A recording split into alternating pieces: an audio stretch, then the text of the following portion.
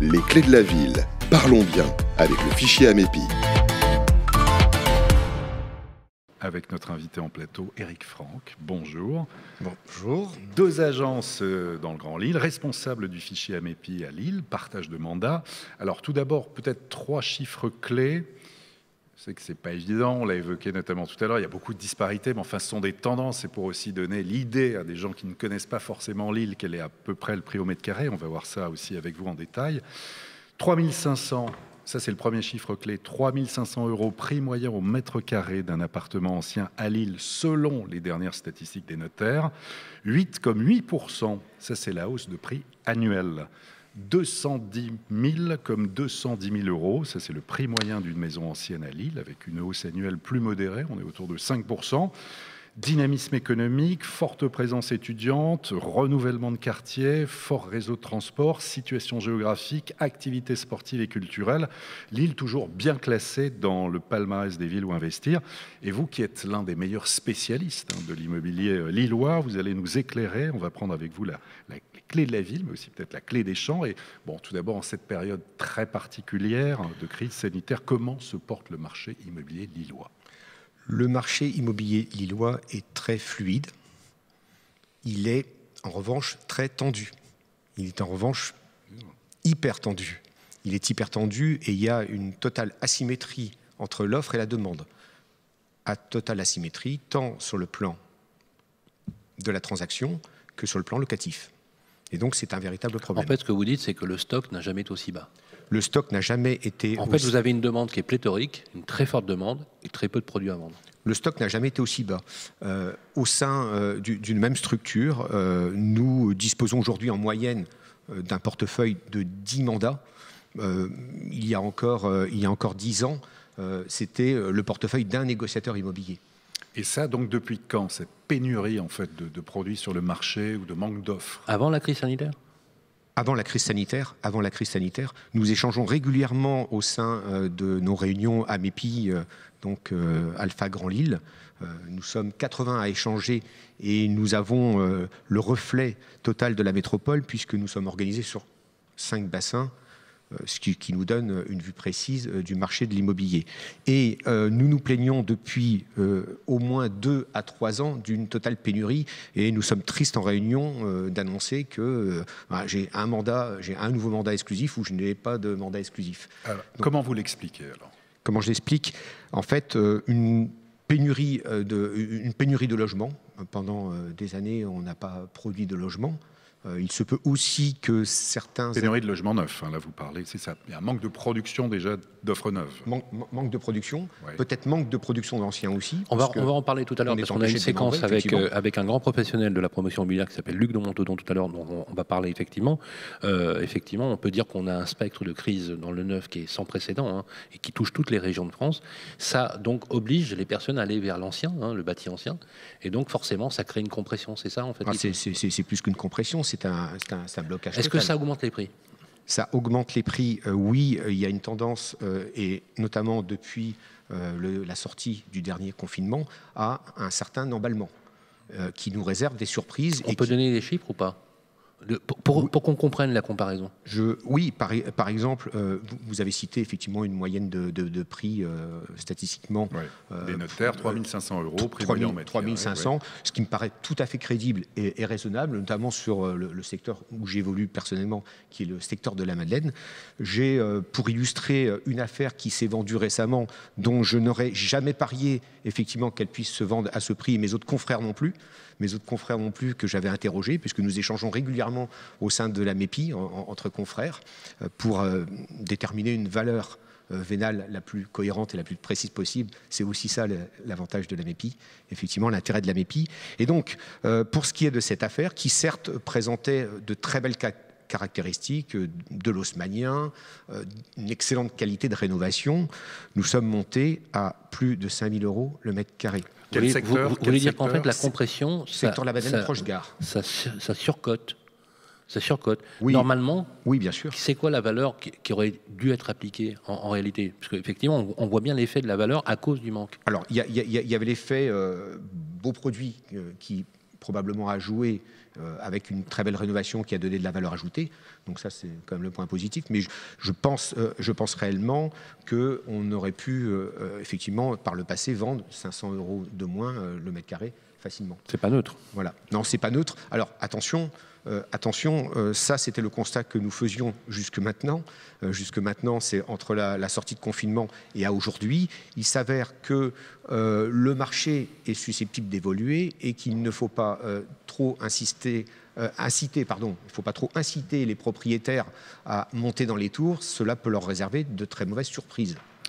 Si l'on doit prendre avec vous une photo de Lille et les différents quartiers, justement, quelles sont les différences en matière de prix les plus importantes et puis de demande ou d'offres entre le Vieux-Lille, Lille-Centre, Moulins, enfin qu'on ait une idée. Lille Intramuros et Grand Lille, c'est-à-dire la métropole, représentent une mosaïque de micro-marchés. Je vous parlais de la Madeleine et on va revenir effectivement sur Lille. Je vous parlais de la Madeleine précédemment. Sur rive droite et rive gauche de la Madeleine, il y a une évolution du prix au mètre carré, enfin il y a une différence de prix au mètre carré qui peut aller jusqu'à 800 €, sans exagérer, quand même. Du mètre carré. Oui, quand même. Oui, tout à fait. 800 € et vous êtes à 200 mètres. Donc, il faut bien comprendre que ce que je vous illustre sur la Madeleine est valable sur l'ensemble de la métropole. D'un quartier à l'autre, peut-être même d'une rue à l'autre, on a des grandes variations de prix. D'accord. Quels sont les quartiers, on va dire, les plus chers, entre guillemets, et les plus abordables? Alors, la grosse cote, depuis toujours, la grosse valeur sûre, c'est là où nous sommes, c'est-à-dire le Vieux-Lille, bien évidemment, parce que là, en plus, on a la chance, dans ce formidable, effectivement, bâtiment de la CCI qui nous accueille et qu'on remercie, on a effectivement la chance d'être et dans le Vieux-Lille, et à 500 mètres de la gare. Donc là, bien évidemment, c'est royal. Il y a un autre secteur qui est très prisé, qui est une grosse cote, qui est Liberté, l'axe boulevard de la Liberté, avec de très beaux bâtiments et des rues bourgeoises paisibles qui donc sont d'une valeur sûre. Le quartier Vauban d'une manière générale. Et quels sont les quartiers qui sont tendance ou qui vont monter selon vous, qui vont prendre de la valeur? Ce sont des quartiers qui ont déjà pris la tendance positive, en l'occurrence Euratechnologie, quartier d'Euratechnologie, belle réussite d'urbanisme qui plaît au plus grand nombre et qui manifestement, incontestablement, représente l'avenir en termes d'expansion sur l'île. Mais c'est de la belle expansion. Et en dehors de Lille, alors si on va sur la métropole, y a-t-il aussi des zones particulièrement attractives? On va dire première couronne. Que vous conseillez. Vous avez dit 2 couronnes tout à l'heure. Il y a 2 couronnes. Alors, il y a effectivement 2 couronnes. Je vous dirais que, d'une manière générale, la couronne nord et la couronne sud est attractive. Elle est attractive. Elle est devenue d'autant plus attractive.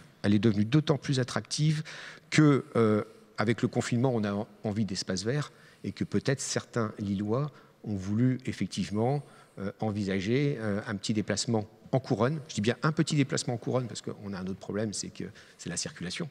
La circulation et l'accès. Monsieur Dandivel pourrait effectivement... On vous fera réagir d'ailleurs sur vos propos. Donc couronne nord, couronne sud, effectivement, ça a pris de l'attrait. Beaucoup plus attrayant. Et sur la notion d'espace vert, de demande justement de plus d'espace et tout ça, est-ce que ça s'est limité, comme dans certains secteurs en France, à uniquement de la recherche, du renseignement, ou ça s'est traduit en actes? Vous entendez par là? Est-ce que la demande a changé? Est-ce qu'on vous demande des plus grandes pièces, des terrasses, du terrain, avec à l'aune de la crise, de verdure, quitte à s'éloigner un peu de l'île? Il y a 30 ans, quand on poussait le pas de ma porte, on me disait « Ah, je veux pas de bruit ». Ensuite, on m'a dit « Je veux de la luminosité ». Et aujourd'hui, effectivement, on me dit « Je veux du verre ». Moi, je veux de l'air. Je ne leur offre pas toujours du verre si je suis à la Madeleine. Je leur offre du verre si je m'écarte un peu. Mais au minimum, ils veulent un espace extérieur. Donc, certains biens, si ce n'est pas du prestige de type haussmannien, sont susceptibles de souffrir effectivement de cette absence d'espace extérieur. On est bien d'accord que ça, c'est l'impact aussi de la crise, on est d'accord, hein? Oui, l'espace, le verre et de l'air, donc avec une vue. Dernière chose avant que Stanislas Dandivel réagisse, Alors vous, l'encadrement des loyers, c'est pas du tout votre truc. Hein. C'est pas trop mon truc. Vous avez même utilisé des mots un peu forts, on peut le dire. Hein. Non, mais exprimons-nous. On est en démocratie. Oui, effectivement, je l'ai qualifié d'idiot précédemment, cet encadrement des loyers. J'en suis désolé, Monsieur Dandievel. Idiot est peut-être fort, bien évidemment, mais au minimum, il sera contre-productif. Donnez-nous quelques exemples qui vous feront croire, penser. C'est intéressant de confronter les idées. Il en va aussi de la vitalité du débat public sur justement pourquoi ça ne fonctionne pas selon vous.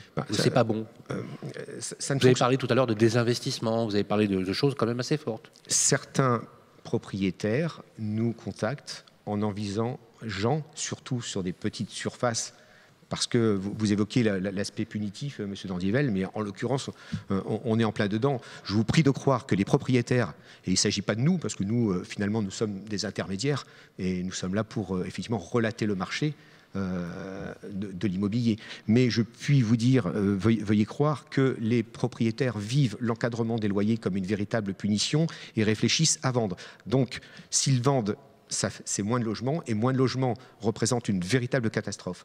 Véritable catastrophe, et là je pèse mes mots, parce que le marché locatif est en totale pénurie. Je vais vous donner un exemple, effectivement, Sylvain, de difficultés que l'on peut rencontrer, moi et mes confrères, bien évidemment.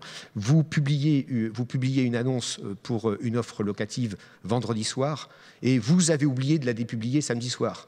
Et vous vous retrouvez avec 50 mails, 60 mails, 70 demandes. Et avec, bien évidemment, peut-être 30, 35 visites et peut-être 10 candidatures. Je plains les locataires.